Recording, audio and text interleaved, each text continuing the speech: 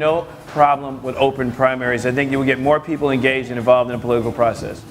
I would not have any problem with figuring out how we have a better political system where money is limited in the political process.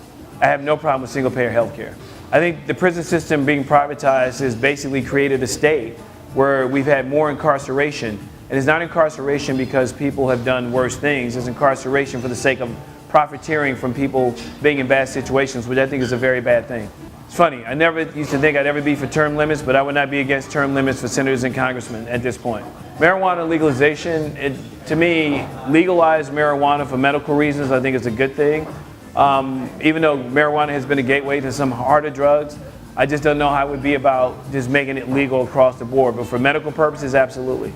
I think the big banks have done several things that I think have compromised our economy overall. But I think if we want to break up the big banks, I'm not necessarily against it, but I want to know why we're doing it. And again, if they violated certain things, that makes it something we should look at further. Fracking is something that unfortunately right now is legal in a lot of various places. And I think instead of having that debate about whether or not we should make fracking legal, because it is legal in several places, I think we need to figure out how it is we make it where it's not destroying our environment overall. I have no problem with tuition-free colleges. I want to figure out how we pay for it. Wall Street speculation tax. Again, I need to think about it more and get more information about it before I can just say unequivocally I support it or would be against it. Totally for automatic voter registration.